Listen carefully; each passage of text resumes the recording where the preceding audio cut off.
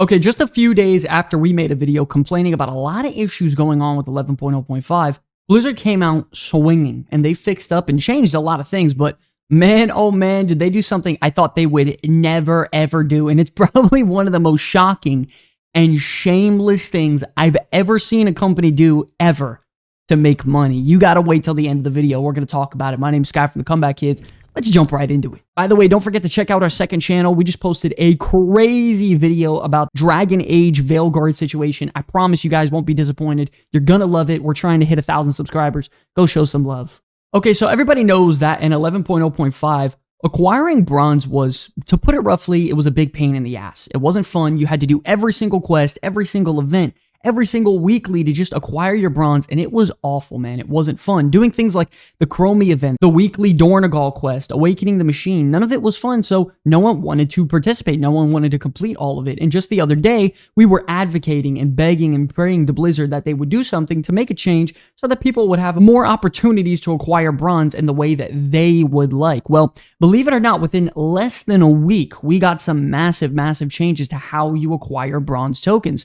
As you can see on screen here, Blizzard states that they're increasing the amount of bronze celebration tokens that players can earn from weekly activities starting today. They also state that their goal has always been that players should get and earn their tokens in any way that they enjoy. Which we all know that's a bunch of bullshit, because last week was just a nightmare completing everything for one token at a time, but let's just keep going. They state, "We hope this increase will help players get more tokens naturally by engaging with their regular content. This should also open up repeat tokens faster and allow players to continue with their preferred content type, be it whatever they like." Then they go on to show the amount of tokens you can earn by saying now you can get 10 tokens from your Dornagal weekly quest, 10 from the bonus holiday quest, 8 each during the zone activity weeklies like Awakening the Machine, Spreading the Light, Snuffling, Theater Troop, that sort of stuff, 8 from the Special Assignment World Quest, which there are 2, so that's 16, 8 from the World Boss, 15 from Queen Ansurek, 15 from Conquest and Rated PvP,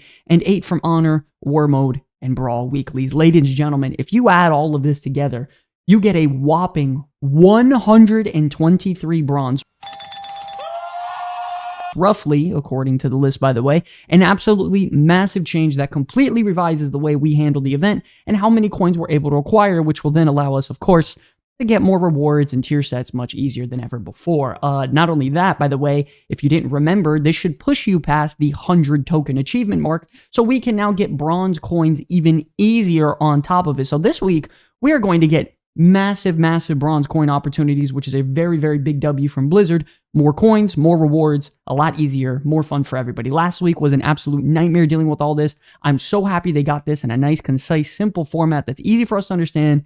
We can go about our day. Not only that, 11.0.5 has been released, and there's been a lot of crappy class tuning. There have been bugs. It's been an absolute nightmare. Some classes dealing over 20 million DPS, Outlaw Rogues being bugged, causing them to be #1 DPS in the game by a mile, and just other countless issues that need to get fixed. Well, after the last week of doing balance and tuning updates, we actually have the results of what's going to come this week. In a simple visual format, you can actually see on screen here that classes that definitely needed the help, for example, Warriors, Warlocks, Balanced Druids, they got some nice and major increases to their damage overall, which is a very big win.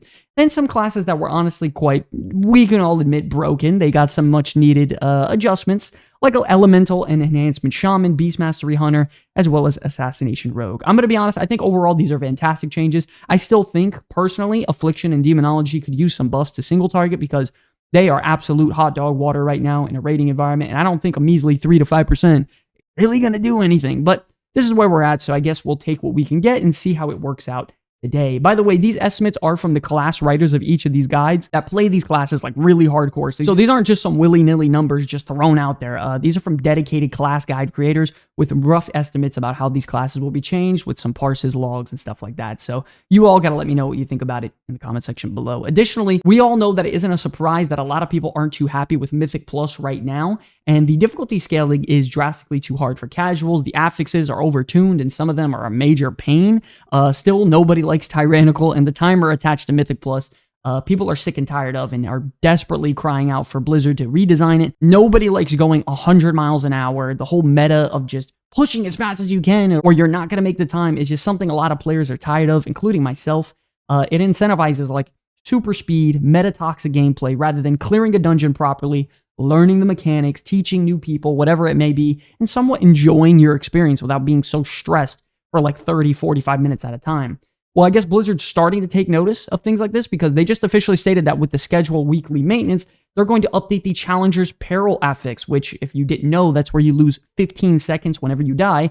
They state that Challenger's Peril will now add an additional 90 seconds to the timer of the Keystone, in addition to the 15-second death penalty. So, in short, sweet manner, this pretty much just means that we get 6 free deaths throughout the entirety of a dungeon, which I guess technically, yes, it's a W and it is a welcome change, but I think every person watching this video right now can agree that the timer is just, it's not fun anymore. It's outdated. It encourages crazy toxic behavior, and it's just not good for the game. Just last night, I was farming +8 keys with a couple of my guildies, and we ended up picking up a healer with one of his friends that got pissed off because someone died 2 times before we got to the first boss. And because he got so scared of not timing the key, he thinks that person is going to keep dying over and over, and he's saying to his friend how they should leave the dungeon, they should brick the key, and actually, he's calling everyone in the group clowns who stand in AoE and called us, my favorite one, Monday pigs. This is what the timer encourages, man. Toxic, 99% all gas, no brakes behavior that I cannot stand it. It makes me literally not want to log into WoW anymore when I deal with people like this. Nevertheless, though, Death Timer took some nerfs. Overall, very big W. Let's just hope they continue to make changes. Lastly, for overall changes, they're taking some nerfs toward Heroic Queen and Sarek, making it a lot easier for everybody to get their achievement and earn their ahead of the curve. She's now reducing the number of players targeted by web blades. Silken Tomb is now removed on Heroic. Damage reduction towards Grasping Silk reduced, as well as Gloom Blast damage is being reduced as well. This isn't going to make it, a gimme, but it should help some people hit ahead of the curve, especially for a guild like mine that's still progressing on it. And then also we got some more bug fixes, stuff like that. We all know there were all sorts of bugs with so many classes out there. There's a giant list of changes. I have it on the screen now. You could watch it, you can listen, you can go check it out. But we're going to move on now. Finally, we have probably the most shameless thing I've ever seen Blizzard do. The king of kings of greed are seemingly popping out of the woodworks lately because, of course, we all know about the $90 mount that had an auction house and a mailbox attached to it. But what if I told you there was a monster nobody thought was coming? A boogeyman so scary that he'd scare Uther Lightbringer out of his custom-made skin-tight plate boots. Listen, we're talking about Blizzard just releasing a flying Swift Spectral Tiger mount in a bundle for the low price of $265. Yes, you heard that correctly. Blizzard just released a $265 mount. This was handled by their partner NetEase, adding the flying version of the ultra rare Swift Spectral Tiger mount that you only get from the trading card game to classic servers, which can actually be used in Season of Discovery and Wrath of the Lich King. Remember, of course,